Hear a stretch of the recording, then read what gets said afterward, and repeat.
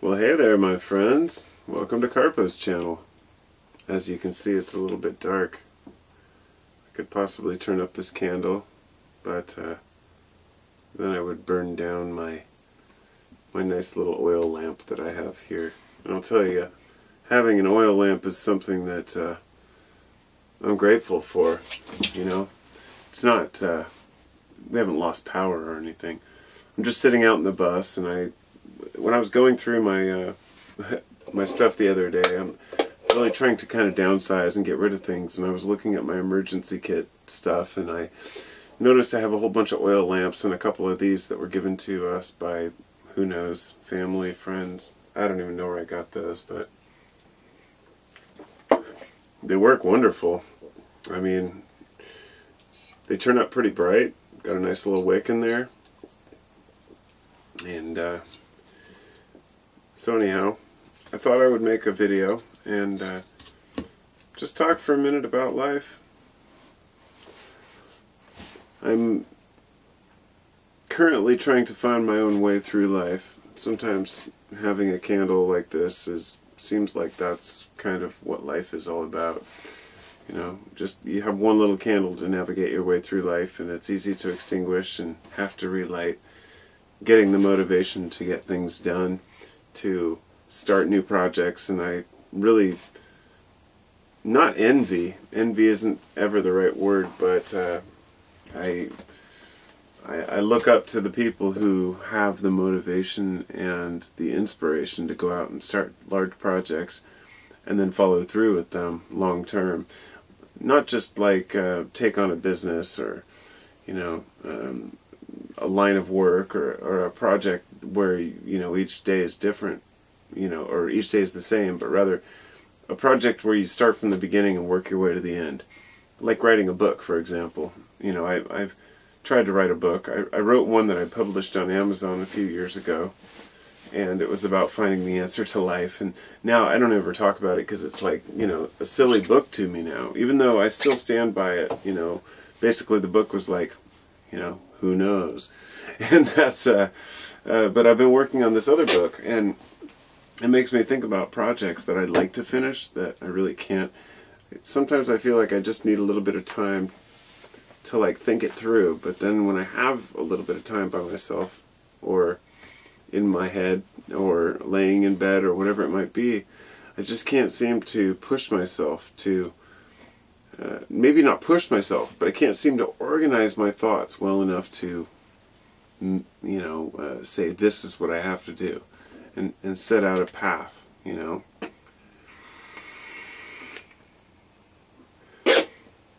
I've been through a lot of shit in my life, mentally and physically, just like we all have, but I tend to not share it. You know, I'm the kind of guy who really just kind of holds my pain in to an extent, but I'm not too proud to share my experiences and to share that pain with other people.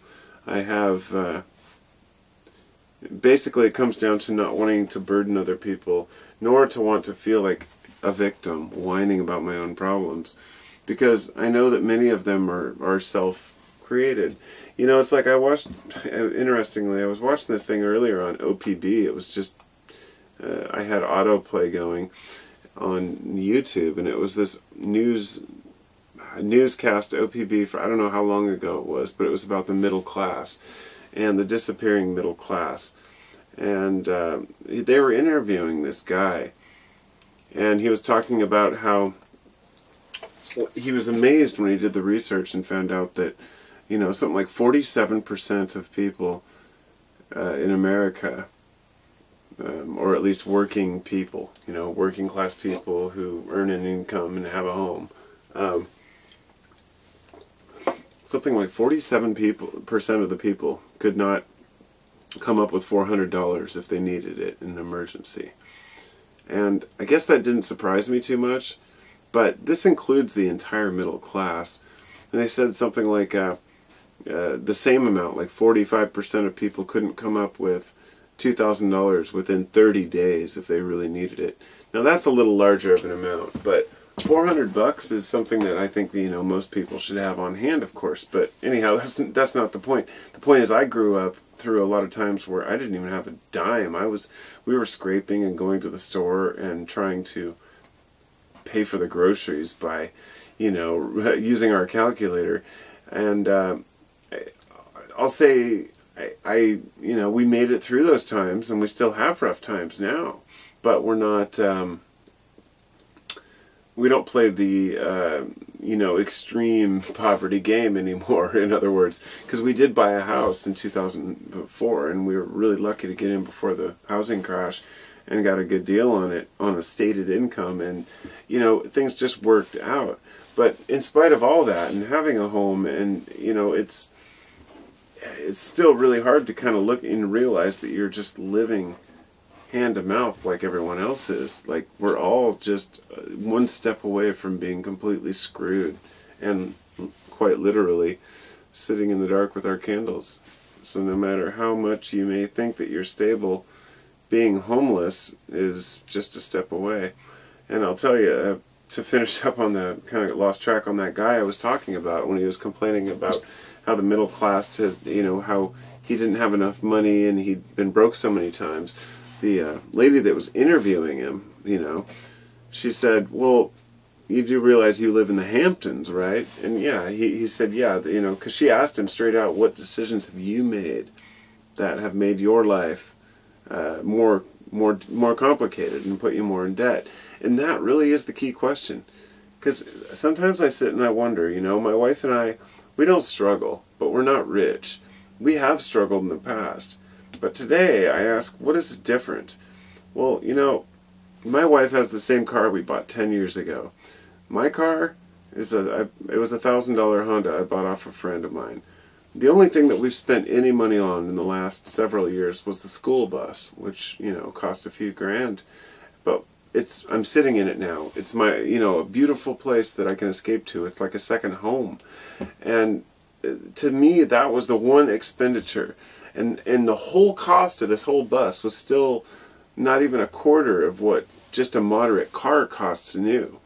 And I think about how when people complain and they say, man, I'm broke and I'm not doing well and life's been really hard for me lately. And I think, but this person makes a ton of money. And I think, well, what is it?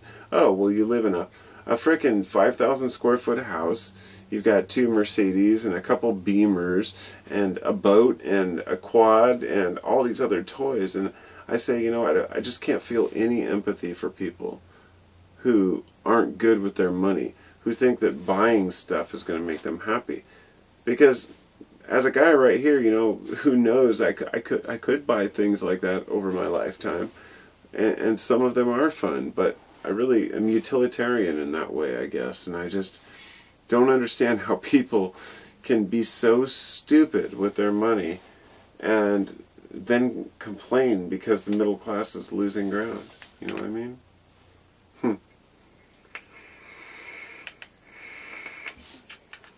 Talking about money is something that's almost like considered, taboo or forbidden. In fact, that newscast I was watching, the guy was saying how, it's the one thing guys don't talk about is how much do you make. And, always at the workplace it's like that. People don't want to tell you how much they make or what kind of raises they get. And, it's even weirder as a YouTuber. Since I have a Patreon account and I do take donations from some people, it's an awkward feeling to know that, well, we're kind of all at the mercy of other people and other people to contribute, whether it's a Patreon account or whether it's somebody paying you in the workplace or in the workforce or, freelance, whatever it might be. We're all just, I don't know. It's a strange thing when people give you money, and when you are working for other people, especially when I was a contractor, I worked for people, doing in their homes, when they weren't at home, and they had to trust me a lot in their homes, and it was an interesting time in my life. I got to meet a lot of great people and convince them that there are still good people in this world that won't rip you off. But anyhow, You know, just the awkwardness of being a human, I guess, is what I'm talking about. Having to deal with money, having to deal with an economy, wondering exactly where you fit in the world. What is middle class, lower class, you know, does any of that shit matter? We don't want to be part of this society, but we have to be, that kind of thing. That, you know, we don't approve of the way that the system's going, but we are incorporated within it. And I think if each one of us understands that and respects that, then we can see that we all do have a hand in and a say in what goes down.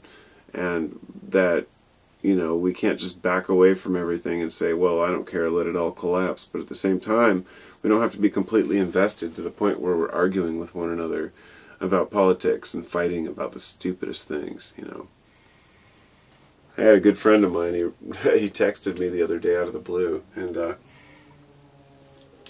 he said, you know, we were talking a couple texts back and forth, and then he said, hey man, I just want to let you know, even though we differ in our political views, and I know we don't see eye to eye on everything, but you know, that we're still good friends. In a nutshell, that's what he said. And I was like, man, I do not look at you, you know, I may not agree with what you say, but I learned long ago not to let my political views wrap up my opinion of someone in whole, or become an enemy of me because of what they think. I think that's preposterous.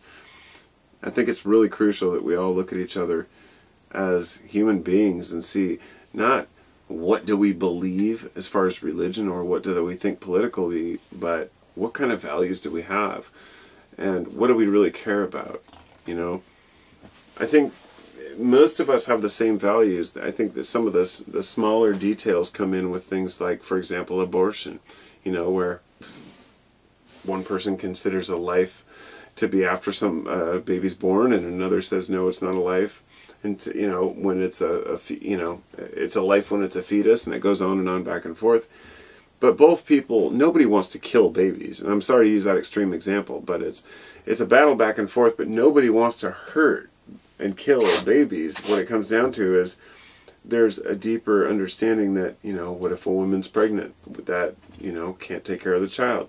What if there's an issue with the child where he has some sort of a disability that, you know, will require a lifetime of care? All these choices come down to the individual, you know, but something as simple as that can make people so divided that they scream at each other and throw fake blood on one another and firebomb, you know, clinics. And so religion really throws a crimp in a lot of our discussions back and forth. People get... But I would like to say that it's not the religion itself that causes the problem. It's people using and abusing religion as their catalyst for hate. And I found that out, you know, along my way, that most people are very accepting and tolerant, and there's some small extreme groups that make everyone look bad.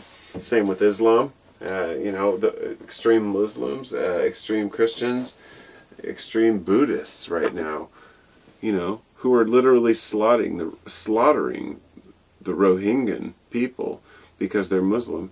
And so, you know, there are no corners of the world that are safe from this kind of travesty. Murder, you know, hatred, you know, a disregard for human life, but not because of malice or hate, not because humans are hateful, but because humans think they're doing the right thing. And so we're all trying to do the right thing. And I don't know what that is. I really don't. But I think that in most of our hearts there is a consensus that being a good person is definitely worthwhile, and trying to share what we can with one another along the way. So I hope all of you have a fantastic evening, and I'm gonna take off now, and I will see you soon.